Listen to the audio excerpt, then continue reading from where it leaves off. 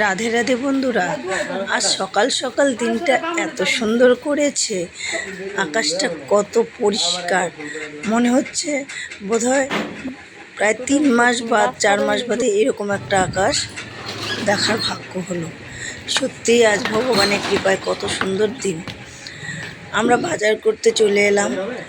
বাজার করতে এসে আমি কিছুটা মাটির সরা, মাটির বাটি এসব কিনে নিলাম। আমার গোপু সোনার আজ 56 ভোগের আয়োজন করা হবে, তাই আমার কিছু মাটির বাসনের দরকার পড়লো। বড় মেয়েও সঙ্গে গেল। সব কিছু আমরা কিনে নিলাম সেখান থেকে। সব প্যাকিং করে গোলাপ জল কিনে, অগ্র সেগুলো নিয়ে আমি সব বাড়ি ফিরে এলাম। এই সব কিছু বাজার আমি সারলাম। সেরে আমি আর 56 ভোগের আয়োজন করব, তাই একা হাতেই মোটামুটি করতে হবে। কিছুটা আমার বড় মেয়ে হেল্প করে দিয়েছে, ছোট মেয়ে একটুখানি হেল্প করেছে অবশ্য।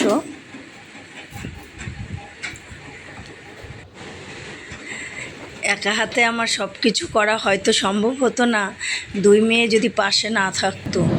সত্যি আমি খুব আনন্দ যে আমার মেয়েরা উপোস করেও আমার সঙ্গে এইভাবে হাতে হাত লাগিয়ে কাজ করে দিয়েছে। আমার শাশুড়ি মা একটু অসুস্থ থাকার জন্য উনি শুধু আমাকে একটু হেল্প করেছে, সেটা হচ্ছে আমাকে ওই তালটা ঘষে দিয়েছে, নারকেলটা কুড়িয়ে দিয়েছিল। আগেই আমি সবজিগুলো সব ধুয়ে নিলাম। আমি প্রথমেই দুধটা জাল করে নিচ্ছি। সবার প্রথমে আমি পায়েসটাই করব আজকে। আমার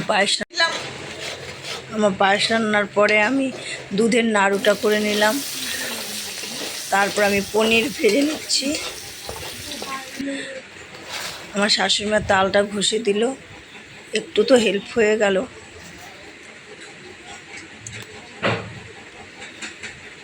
ওদিকে আমি গ্যাস চুলায় রান্নাটা চড়িয়ে দিয়েছি। সত্যি কথা বলতে কি, আমার ডাল রান্না হয়ে গেল।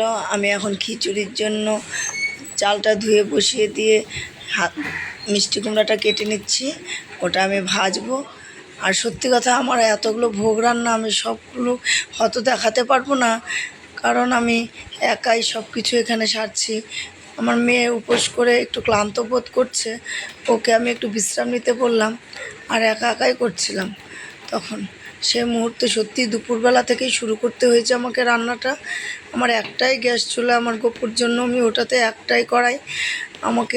আমি সেভাবে ভাবিনি যে আমার এতটাই সময় লাগবে, তার জন্য আমি সেভাবে কিছু ব্যবস্থাও করিনি আগে।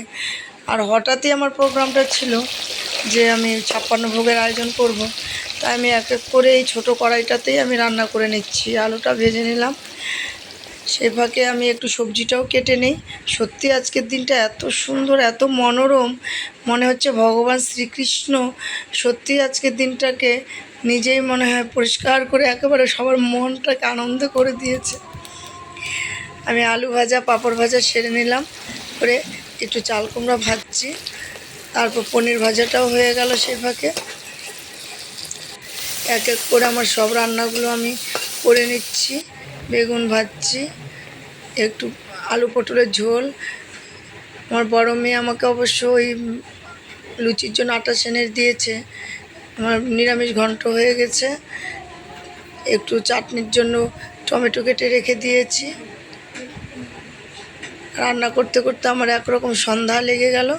আমি পুরো ভিডিওটা তোমাদের সামনে রান্নার তুলে ধরতে পারিনি। এত গরমের জন্য ফ্রিজে মেয়েটা আবার একটু ঠান্ডা জল দিয়ে দিল।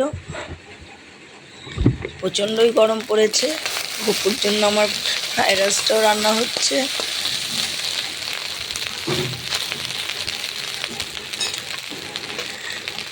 ফ্রাইড রাইসটা আমার মোটামুটি রান্না হয়ে এসেছে। এখন আমি একটু শুক্তো ডাল করে নিলাম, মটর ডালের একটু করলা দিয়ে আমার ডালটা রান্না হয়ে গেল। আমার গোপু সোনাকে ফুল দিয়ে ঢেকে দেওয়া হয়, প্রতি বছরই আমি এই নিয়মটা করি, কারণ আমার গোপু সোনা এতটাই বড়, ওকে শশা কিংবা কোনো কিছুতেই আমাকে ভিতরে দেওয়া যাবে না, তাই আমি ওকে ফুল দিয়ে ঢেকে রাখি। আমার বৈরাগী দাদা আছে এখানে একজন, উনি আমার গোপুর পুজো সেরে দেন। উনি এসেছেন গোপুকে স্নান করাবেন পঞ্চামৃত দিয়ে। আমার হাজব্যান্ড আমাকে গোপুকে কোলে দিল। গোপুকে স্নান সারিয়ে তারপর আজ পঞ্চামৃত দিয়ে গোপুকে স্নান করানোর পর মনে হচ্ছে এতটাই সুন্দর, আমার গোপু সোনা একদম চকচক করছিল, ফর্সা হয়ে গেছে আমার গোপু সোনা আজকে।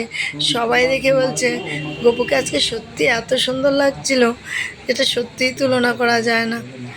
আমরা সকলেই গোপু সোনাকে ও স্নানের জল ছিটিয়ে নিয়ে গোপুকে এখন আমি একটু কোলে নিয়ে নেব।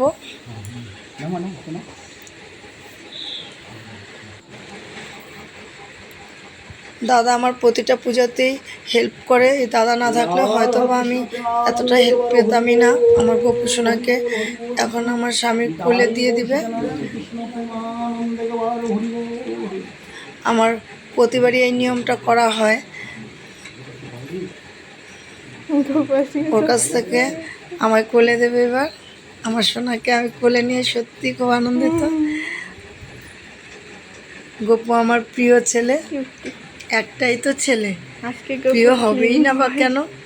কোন মার তার ছেলে প্রিয় হয় না বলো তো? 2 মেয়ের পর 1 ছেলে, সে তো খুবই আনন্দের। আমার স্বামী লাইক ক্যামেরা অ্যাকশন। আমার গোপু সোনাকে আমি এবার সব কিছু সাজিয়ে বসিয়ে দিলাম। আমার 2 মেয়ে ওকে এত সুন্দর করে সাজিয়েছে, সত্যি চোখ ফেরানো যাচ্ছে না। ওর মাথার মুটুকটা আমার 2 মেয়েই তৈরি করে দিয়েছে।